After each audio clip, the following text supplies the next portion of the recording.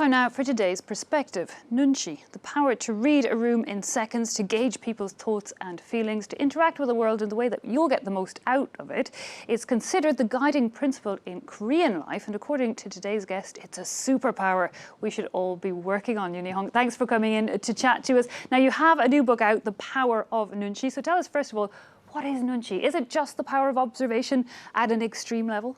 Well, literally translated, the word nunchi means measuring with your eyes. So it's actually the art of reading the room. And I would say the main difference between regular observation and nunchi is that for nunchi, the unit is the whole room. So when you enter a room, you have to look at it as if you're watching a play, meaning you don't just look at one or two characters or one piece of furniture. You have to look at the entire scene, or the stage rather, or else you won't really get the context of what's happening. And even the background is important, like in Shakespeare's Midsummer Night's Dream, the wall is a character. So when you enter a room, you're actually supposed to treat everything as if it's in a really important part. And picking up on all the various signals, so there's the signs, the sounds, yes, all of that. Exactly. You do give some good examples of the significance of nunchi, notably when you were a child growing up in South Korea, you say you upset somebody and your father was annoyed at you for a reason that did come as a surprise to me, and I imagine many of our viewers.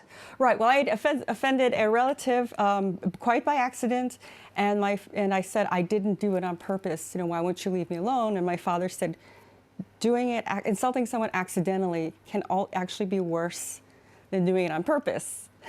The reason being that, you know, if a child offends somebody on purpose, or if they hit their sister or something, at least they have some idea of what the goal is, whether it's to wind up the sibling or whatever. It might not be a good one, but at least it's intentionally done.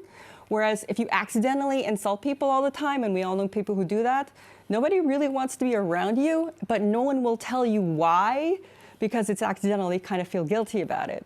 Yeah, it's a strange one, because you kind of think of the role empathy needs to play and how close or different that is from nunchi then. Right. Well, I think actually empathy is very overused and overrated, and in large amounts it can be extremely dangerous, partly because narcissistic people are known to target empathetic people. Why is this? Because empathy is based on putting yourself in the other person's shoes. That is a level of intimacy that nothing should require. You completely become destabilized if you literally put yourself in another person's position, and you can't make any objective judgment. Whereas with nunchi, you remain who you are, you remain sort of cold, you might even say calculating. Yeah, an independent observer rather than getting completely self-involved. There's an advantage to that then in some ways. I imagine in social interaction there's less pressure if you're that independent observer, the nunchi kind of seeing what you can take out of it. Right, exactly. I mean, you are gathering data is what you're doing, rather than putting an emotional attachment to it. And you're sort of shutting down the rational brain a little bit to plug in your five senses with the room and also your guts. So nunchi is a way of connecting your thoughts to literally your body parts and your biology to better pick up signals from your environment. And you give one very clear example of just how how serious this is part of Korean culture. And it was when North Korea's Kim Jong-un met South Korea's Moon Jae-in, and a lot of us were, you know, questioning what were they talking about? Was it all about reunification? But you said what Koreans were looking for was how they slurped their noodles. Right. Well, actually, I don't think people know this outside of Korea, but that whole thing was a nunchi game against the West to show that they didn't really need the other players, Japan, China, or the US, to sort of sort out their differences. And the way that they were showing this is not just to show unity, but unity, not just to show unity, but sort of symmetry.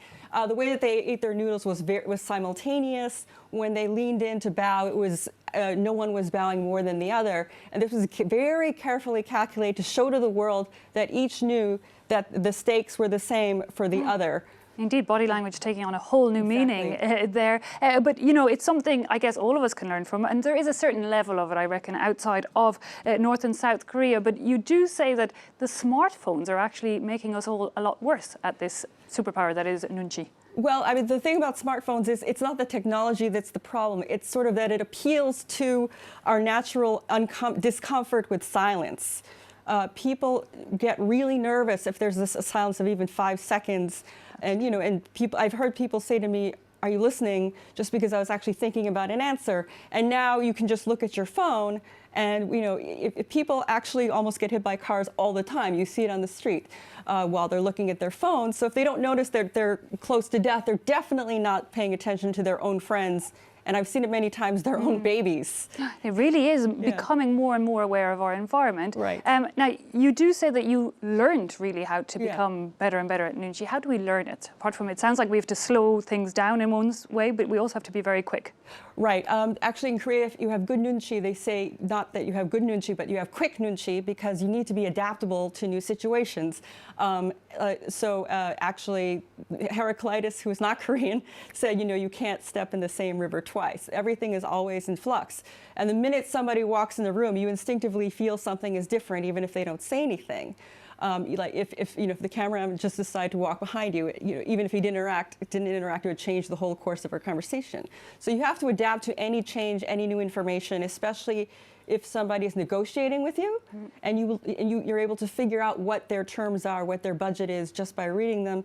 And then you have to adapt based on any new information for that too, for example. Yeah, really heightening all our senses. Now you say Nunchi opens doors that you might have never even seen before. What do you credit it with for opening doors in your own experience? Oh, well, I would say that I actually was not born with any innate Nunchi, as my parents were constantly reminding me. I was raised in an English-speaking household, but Nunchi was one of the first Korean words I learned. And it was a way sort of dealing with sort of I was very lonely, but Nunchi is a way that you can still get along with people without really loving everybody. And I was forced to learn Nunchi because when I was 12, I was put in a Korean public school, despite not speaking the language. So I was forced to watch what everyone was doing, and by seeing, okay, this student seems to be the favorite of the professor, I better copy him. And just by observing and not listening to the words, which is basically the key of Nunchi, it's looking beyond the language, I was able to be very successful in Korean school. Indeed, and you do give some more tips and helps of how to adopt that Korean secret, as you call it, to happiness and success. Euny Hong, thanks so much for coming in and telling us a bit more about the power of Nunchi. Thank you, Eve.